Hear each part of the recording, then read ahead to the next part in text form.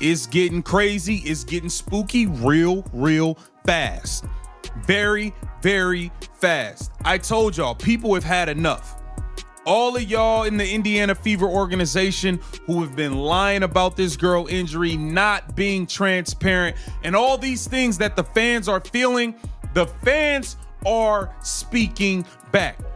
They do not appreciate it. They feel scammed, they feel lied to, and they feel used. This situation is absolutely mind-blowing. The management team at Indiana Fever, along with head coach Stephanie White, has orchestrated what appears to be one of the most devastating vanishing tricks in women's basketball history. They've been deceiving everyone in broad daylight regarding Caitlin Clark's condition, crossing their fingers that nobody would catch on. Plot twist. Supporters definitely caught on, and the evidence is everywhere you look. Video clips, photographs, chronological records that simply refuse to make sense. Honestly, this entire ordeal feels less like a health announcement and more like an elaborate scheme to hide the truth. Did they genuinely believe that in today's world, people wouldn't verify every single statement? The inconsistencies are so obvious they're not just making people suspicious. Urge DOJ and FTC to investigate WNBA's misleading practices. Wow. So we are here now. And what's crazy about all of this is that, guys, this is I'm not going to come on here and say that they're going to lose, because if there was an investigation going into this team, they're not going to lose this investigation. Oh, they're going to win. Whoever is representing Caitlin is going to win. They're opening the door to potential investigations into misleading business practices. Supporters are already questioning whether they were manipulated into purchasing tickets, viewing contests, and buying merchandise based on false information. Allow me to explain what's really happening here. This goes far beyond a simple mistake. We're witnessing a complete trust breakdown. Stephanie White, Indiana Fever's head coach, positioned herself before the media, crafted this polished narrative about Clark's injury chronology, and probably assumed fans would accept it without question. Well, what changed? Right? I know there's never been a direct timeline, but all the signs seem to point in the direction of Clark returning soon. Even Natasha Howard saying, "See you soon, Cece." Now it's like, wait and see. And there's further information coming out that Clark suffered a bit of an ankle injury in the midst of her recovery process. Did that hinder her return? One reporter saying yes, another reporter is saying no. Bottom line is, we need to know a little bit more. We don't need Caitlin Clark's in-depth medical report, but it's fair for fans to wonder if the Fever and the league's biggest star is going to return to the floor this season, or what the chances are. And she's been out of action for 5 weeks, so it's not as if some patience hasn't been expressed. But here's the catch. When your dates contradict reality, people will absolutely dissect every detail. It raises the question, can you still have faith in the Fever management and coach Stephanie White after this mess? Hold on, let's backtrack for a moment. Clark supposedly sustained a groin injury due to a collision with JCS Sheldon's knee during a mid-July match with an expected comeback by late August. She was listed as day-to-day, training was meant to intensify, yet here we are approaching September, and Clark remains absent from team practices. What's even more bizarre is that another injury mysteriously surfaced. The Caitlin Clark injury situation is officially a mess because not only is there not more clarity, there's more confusion about what her timeline could be. And that's coming on the heels of it seeming to be pretty clear when Clark would return to the court, or about when she would return to the court. It was said on the ESPN broadcast on August 12th that Stephanie White hoped Clark would be back in practice this week. Open portion of practice, Clark is not seen. And Stephanie White afterwards said it's status quo until Clark is back at practice. The official narrative they're promoting states that Caitlin Clark got injured during a training session around August 7th. Sounds neat and tidy, doesn't it? Controlled, extremely media-friendly. But there's a major problem. Real footage from that exact date reveals Clark casually walking through Phoenix, carrying a luxury Prada handbag like she's heading to a fashion show. She's moving effortlessly. No limping, no wincing, absolutely no signs of discomfort. Fans recognize this, and the video evidence confirms it. Here's where things get absolutely insane. Rather than simply acknowledging their story fell apart, White and her publicity team completely doubled down. That's precisely when the real circus started. You had journalists like Scott Agnes, who should be delivering factual reporting, going on television and actually chuckling while retelling this unfortunate injury narrative. This wasn't nervous laughter either. These were genuine giggles, as if Caitlyn's situation was the punchline to some twisted comedy routine. The Indiana Fever's got a $1 billion entity on their team. $1 billion damn dollars. And they're a bunch of clowns, a bunch of bozos. You guys look completely incompetent and unprofessional. The way this has been handled, oh, it's a joke. It's a joke. Look, and look, they can't say anything about conspiracy theories. You're complicit in creating them because you won't be open and you won't be honest. Are we really expected to believe that the face of the entire league, the athlete single-handedly driving unprecedented viewership numbers, is benched, and the media covering it finds it amusing? That's not just unprofessional, it's insulting to supporters and incredibly disrespectful to Caitlin Clark. This is exactly why the Fever's trustworthiness is in complete collapse. Look, spinning a story is one thing. Teams do it constantly, but to outright lie and then smile while doing it basically tells the entire fan base, we think you're foolish enough to believe this nonsense. Breaking news: fans aren't foolish. Those social media receipts exist permanently, and people are connecting all these dots in real time. You got this video right here that a lot of you have already seen. I just saw it in the last couple of days of Caitlyn getting stepped on by a coach right there on the left. Stepped on by the coach, and I think she's going to be all right based upon the grin on her face. But the left foot, the one that's got the issue, she got stepped on. And today, I'm not even going to say Indiana Fever fans, Caitlin Clark fans are crashing out at a different level. And I don't blame them. I don't. Here's the piece they really don't want you to consider. Remember that notorious moment when assistant coach Bon January literally stepped on Caitlin Clark's foot during a game? That incident didn't vanish. It got concealed under this fabricated workout story. Suddenly, the date she allegedly got hurt doesn't align with the day fans actually witnessed something occur. So which version is accurate? Was it merely an innocent training accident? Or was Clark injured by the very personnel who are supposed to safeguard her? If it's the latter, then this transcends bad luck. This is negligence that could absolutely trigger a major investigation. This practice isn't just disappointing, it's deceptive.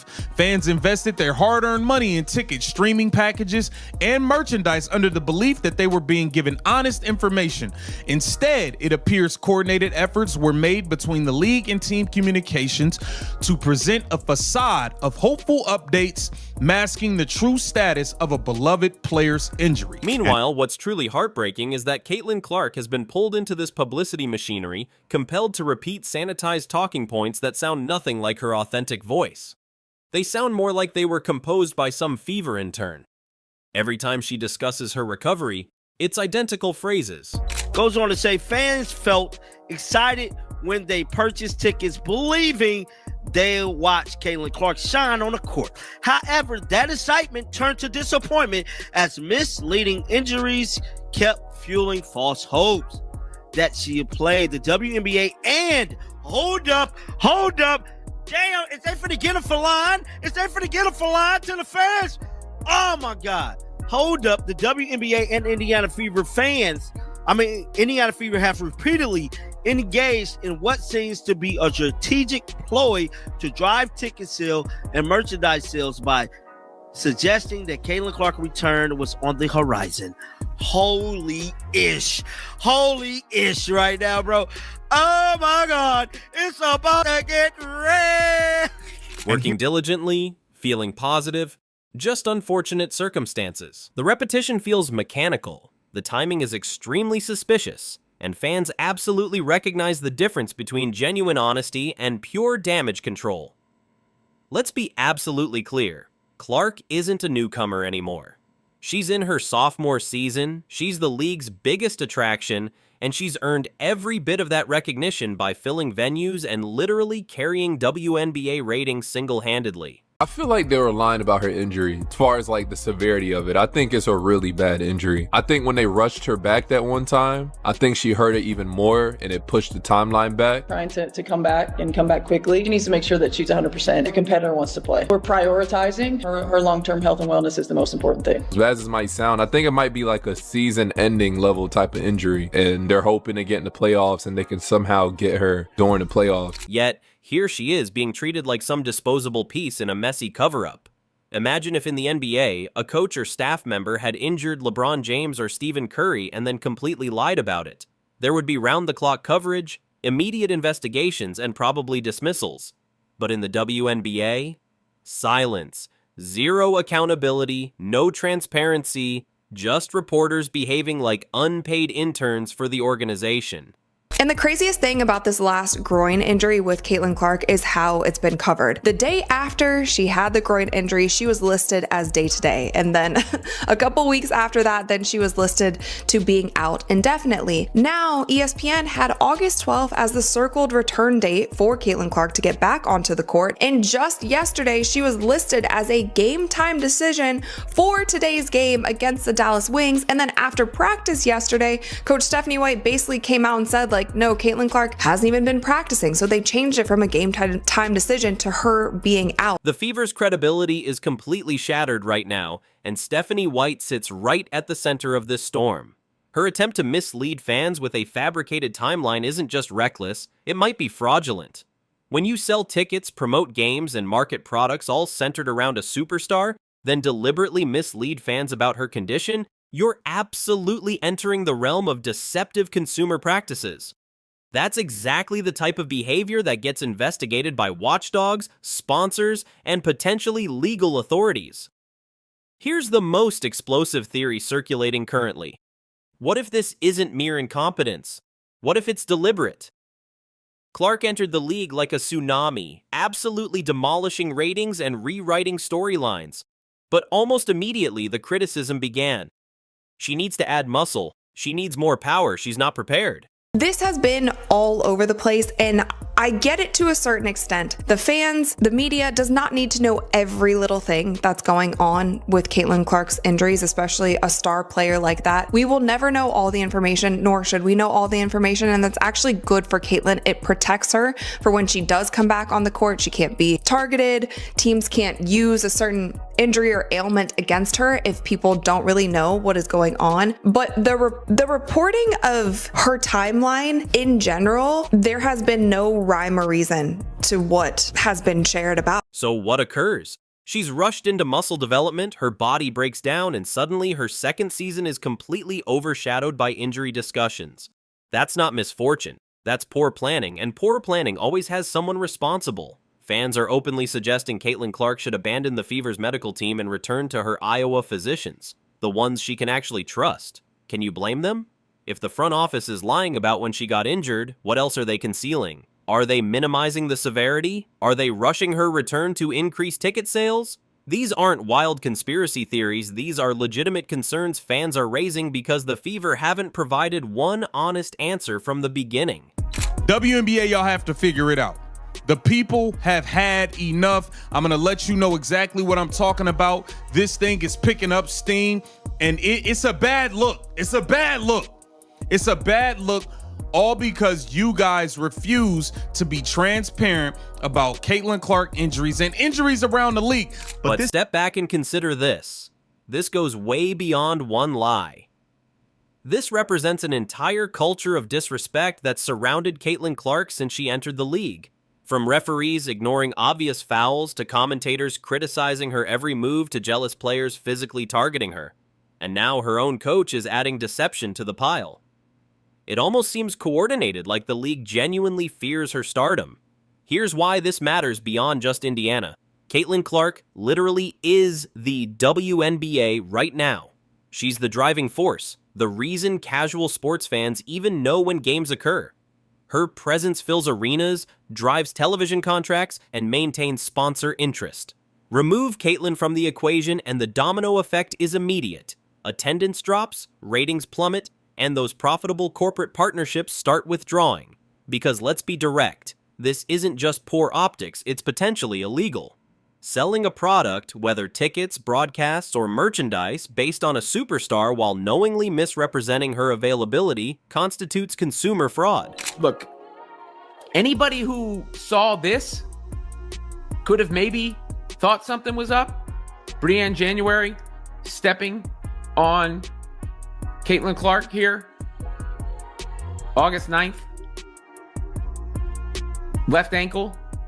That's where the bone bruise supposedly happened on August 7th, which is what is being shared now.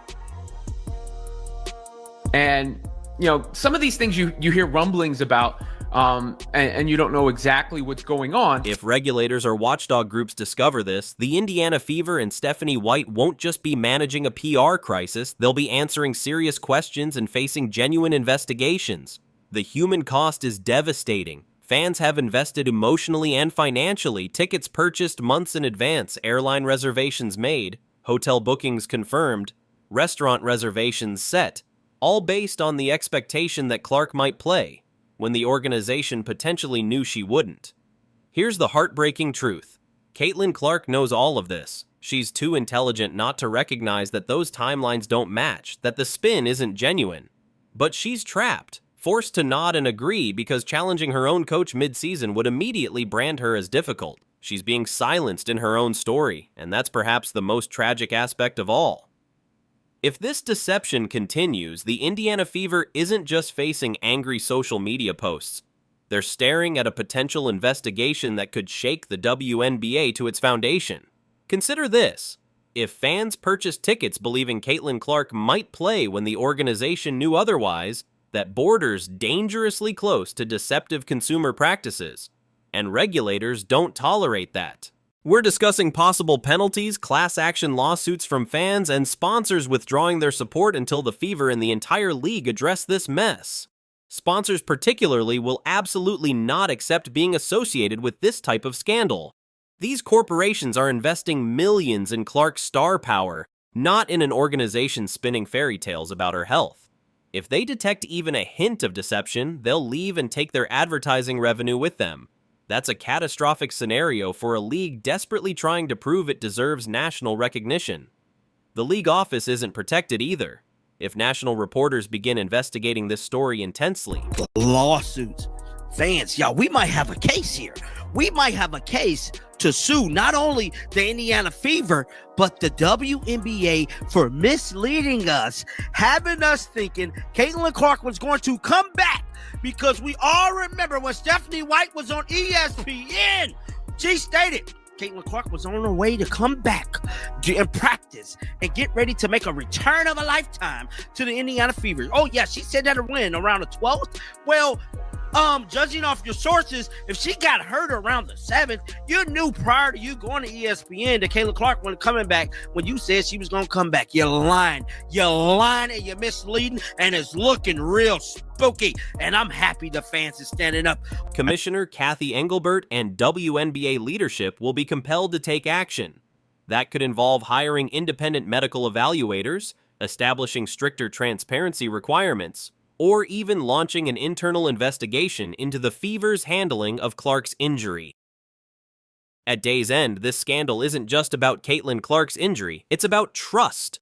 Trust between fans and the Fever, trust between sponsors and the WNBA, trust between players and league management. Right now, every lie erodes that incredibly delicate foundation. Once trust shatters, it's nearly impossible to rebuild. Caitlin Clark represents the face of women's basketball, the biggest star the WNBA has ever produced, and she deserves honesty, protection, and respect.